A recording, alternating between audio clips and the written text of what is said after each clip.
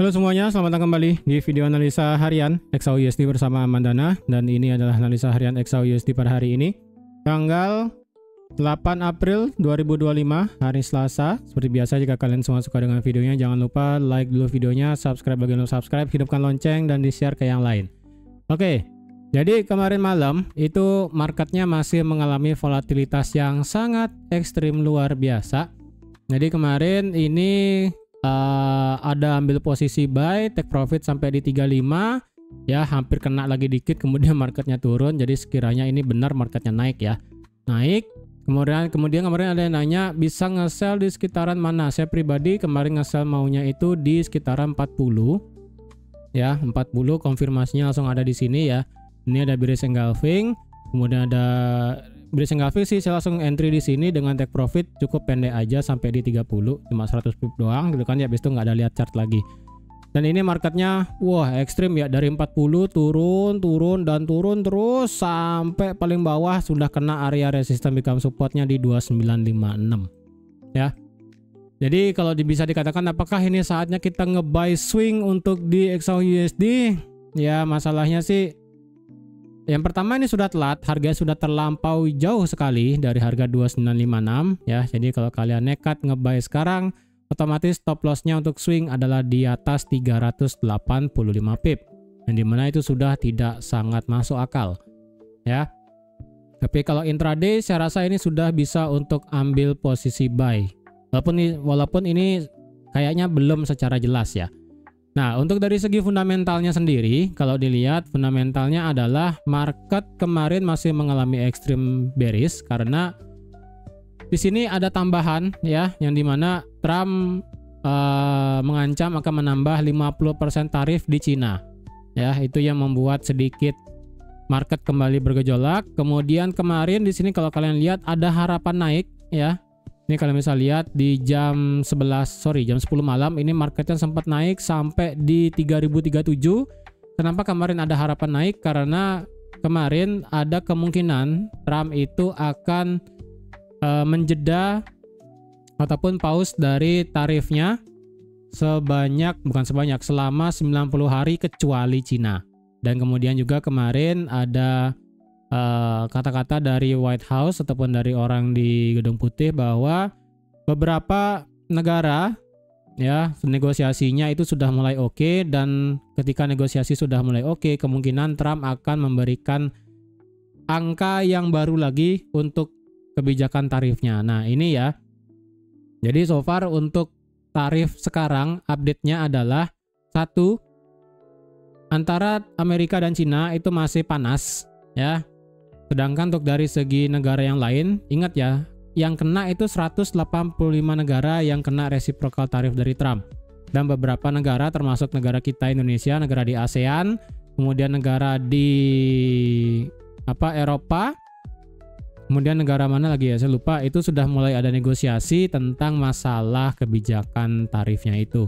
Nah, itulah yang menyebabkan Trump kemungkinan akan mempaus kebijakan tarifnya selama 90 hari atau selama 3 bulan ya, 3 bulan, karena ingat ini 185 negara kecuali Cina, berarti 184 ya. 184, terus kalau ada yang pro Cina juga mungkin akan berkurang. Inilah makanya dijeda 90 hari selama 3 bulan. Untuk masalah efektivitas ataupun pengaplikasian tarif sebenarnya sudah mulai, tapi yang hanya 10% aja ya. Ingat Trump itu ada 2 tarif. Yang pertama adalah untuk semua negara tarif ekspor ke Amerika itu dikenakan biaya tambahan 10%. Nah, untuk reciprocal tarifnya itu akan dimulai tanggal 10 April. Nah, ini kan lagi 3 hari. Sekarang, besok, dan hari Kamis ya, lagi 3 hari pas. Nah, makanya di sini ada kemungkinan dijeda 90 hari. Nah, selama 3 hari ke depan sampai tanggal 10 itu kita akan lihat bagaimana reaksi market, lebih tepatnya bagaimana reaksi semua kepala negara ataupun semua bagian ekonomi terhadap kebijakan tarif. Apakah deal-dealannya sudah oke, negosiasi sudah oke, dan angka baru untuk tarif apakah akan berubah ataupun akan dikatakan ataupun dikeluarkan, itu kita kan nggak tahu ya. Kita tunggu aja selama sampai hari Kamis tanggal 10. Ya, jadi selama berjalan sekarang, besok, dan sampai tanggal 10, selama itu tidak ada kepastian tentang masalah tarif, apakah bakal direvisi, apakah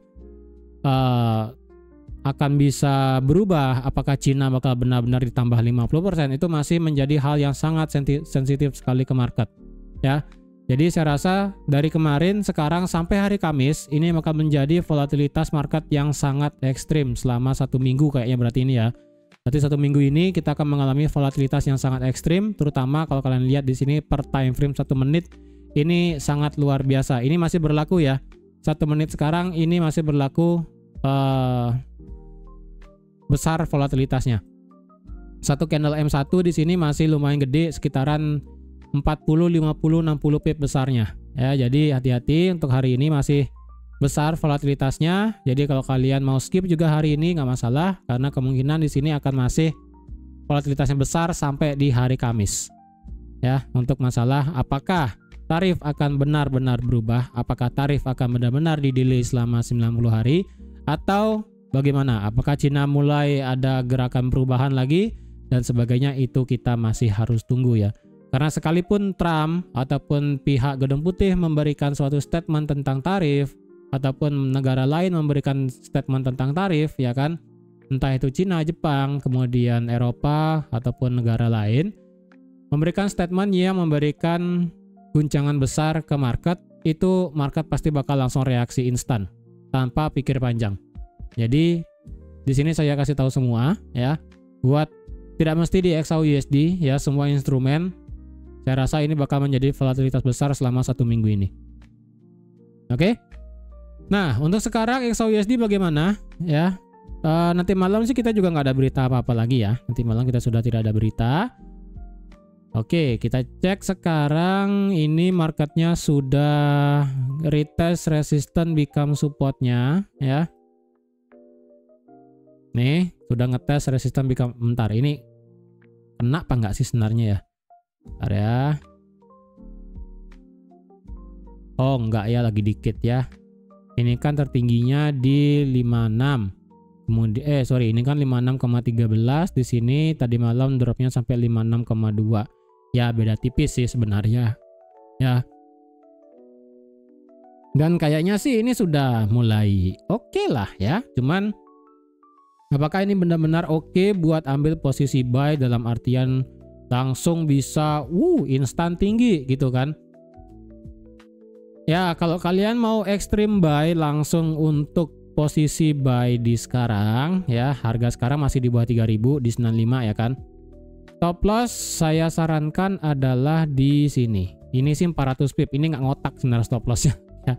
Tapi kalau kalian mau nekat seperti ini untuk ambil posisi buy ya silakan. Cuman saya pribadi yang biasanya saya juga swing ya.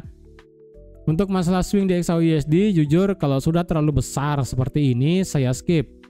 Ya, saya skip. Saya toleransi untuk swing itu adalah sekitaran 200-300 pip.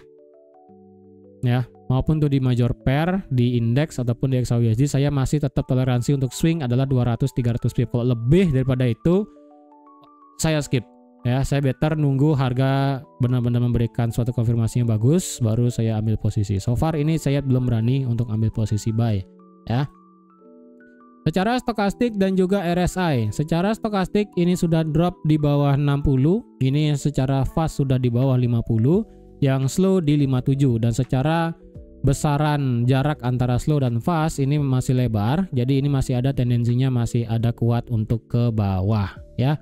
Ini masih ada tendensinya untuk kuat ke bawah, kecuali nanti ada cross naik ya, itu mungkin beda cerita. Nah, secara RSI di sini untuk pertama kalinya semenjak berapa ya? Semenjak 6 Januari 2025 sudah drop di bawah 50. Kalian bisa lihat secara historinya di sini ya.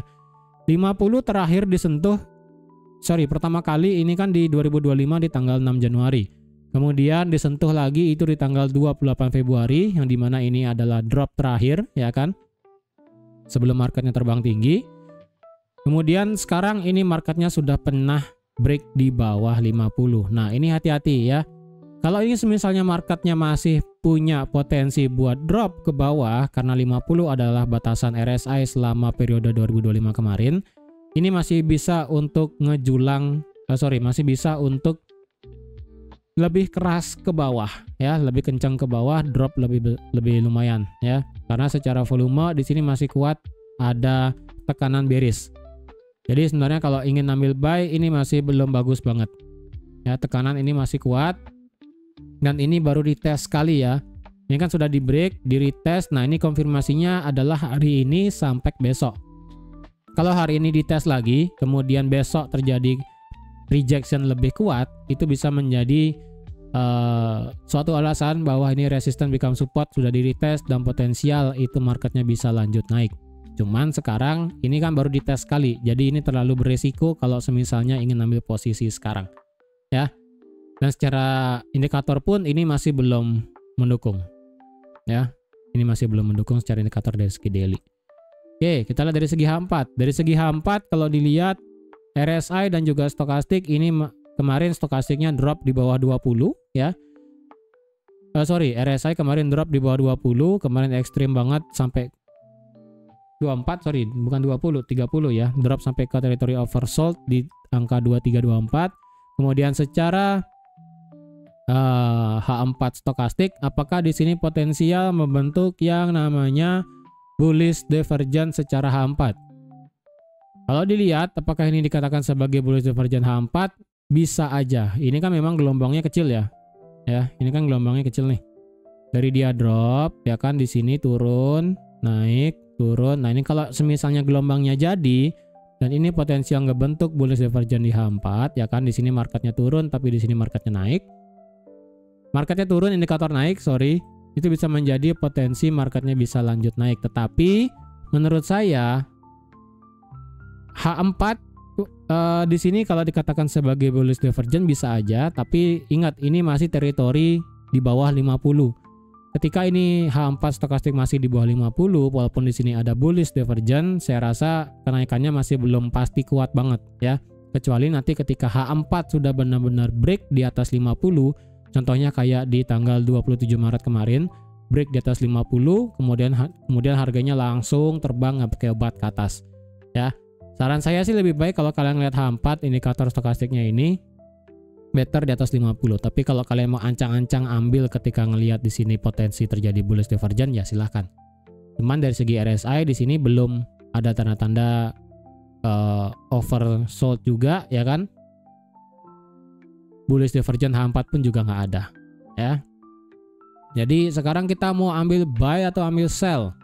Cara H4 ini sama kayak kemarin ya. Berarti kalau ada H4 di atas 3000 kita bisa ambil posisi buy.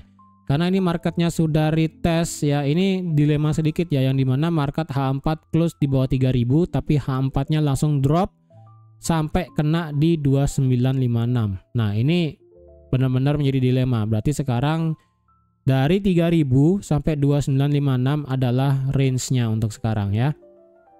Jadi menurut saya sih kalau kalian ingin sell, lebih baik stop loss-nya taruh di 3003 atau enggak 3004 ya. Hampir 100 pip dari harga sekarang di 2996. Tapi kalau misalnya nanti ngelihat H4 close di atas 3000, mungkin pemikiran untuk ambil posisi sell bisa agak dikurangi ya.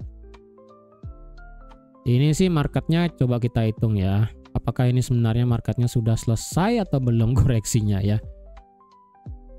Bentar ya, ini dari sini kan kemarin marketnya ekstrim sampai sini. Oke, coba kita sekarang hitung ya. Pakai extension Fibo. Ini sudah kena 1618, kemudian turun. Oke. Dari sini sampai sini, ini marketnya kena 50% dan kemudian turun. Ya, lebih tinggi ini ya, lebih tinggi ini. Turun, ini ngelewatin 100%. Kayaknya sih ini masih ada potensial buat turun. Bentar ya, coba lagi satu buat mencari. Ya, ini masih bisa potensial turun sampai 2952. dan sampai ekstrim 2930. Ya, ini berdasarkan hitung-hitungan Fibo sekarang, ini kan 1272 di 2946. Kemudian di sini 1618-nya di 2952. Saya rasa ini masih ada potensial turun lagi sekali ya, turun lagi sekali. Nah, itu baru akan menjadi teritori bagus untuk ambil posisi buy. Karena di sini juga kita ada satu area liquidity juga di sini yang sudah saya bilang kemarin. Jadi prefer kalau mau nge-buy tunggu agak di bawah di sini deh. Ya. Kalau nge-buy di sini saya rasa agak terlalu berat. Itu aja ya. Kalau berdasarkan Fibo sekarang berarti ini marketnya sudah kena 38,2. Kita pakai H1 aja lah ya. H1. Oke, dari sini ke sini 50% ada di 3005. Ini antara 38,2 dan 50% itu ada di 3000 tengah-tengahnya. Sementara sih ya untuk 61,8 ini bagus banget angkanya di 3016, 3017 karena ini kan bekas support become resistannya di sini. Ya, ini pas banget nih.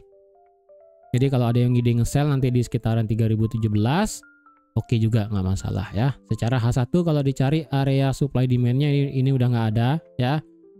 Ini udah nggak ada area supply demand-nya. Untuk H4 ini 3050 ya. 3050 secara H4, secara H1 kalau ada yang mau ekstrim banget bisa di atas 3038,5 ya. Ini H1 coba M30.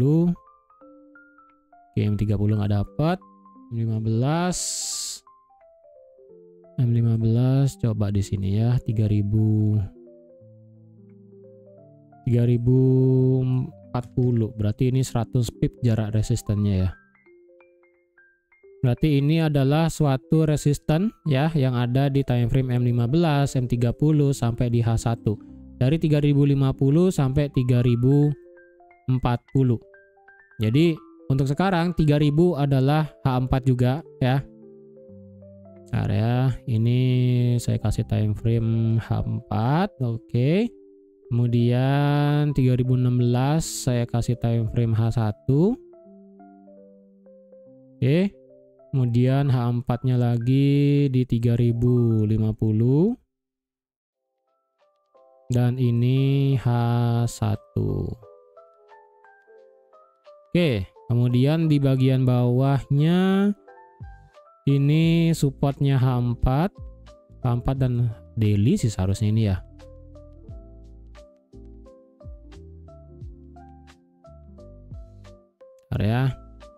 Ya ini daily sih, lebih baik kita buat daily aja ya. Ini daily resistance become support, kemudian paling jauh sampai 2930 ini H4. Ini ada liquidity di H1 ya. Tuh, ini ada satu liquidity juga di Di sini ada liquidity di H1.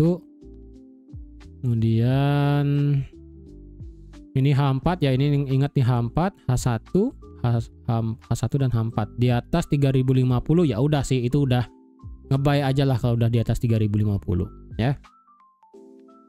So far kalau dicari time frame kecil untuk dicari supply-nya terdekat ini sudah diambil belum ya? Drop sudah kena ini sekali, sudah kena, sudah dites juga. Kalau nge-sell di 3000 sekarang ini sih perlu konfirmasi ya. M5 ini nggak ada konfirmasinya. Kalau dicari market structure sekarang market structure ya. Market structure-nya adalah kita pakai nggak usah jauh-jauh ya.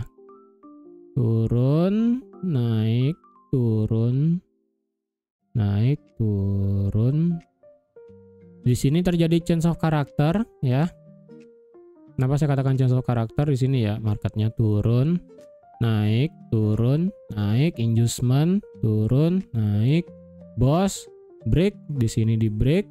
Kemudian marketnya sideways ya. Kemudian terjadi change of character lagi di sini, ini diambil dari yang semulanya bullish menjadi bearish lagi ya. Jadi dari bullish menjadi bearish, berarti secara M30 ini bearish ya. Dari sini begini ya. M30 seperti itu, H1 juga sama geraknya. Kemudian kalau pakai structure sekarang M15 dan juga M5, ini liquidity diambil semua ya. 1, 2, 3 sudah diambil semua. Ini turun, naik, turun, naik, turun, naik, turun, naik, turun. Bentar, dari sini ya. Turun, naik, turun, naik, turun, naik. Adjustment di sini.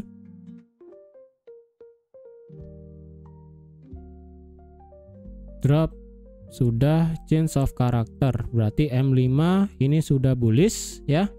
M5 bullish, kemudian M15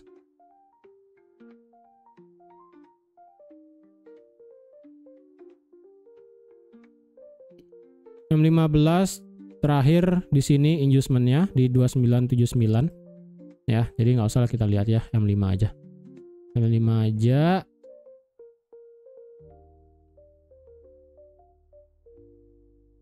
M5 sih bullish ya, karena ini tadi yang saya bilang di sini ya, di atas 2987 soalnya. Di atas 2987 ini bullish. Nah, untuk sekarang untuk inducement terakhir di M5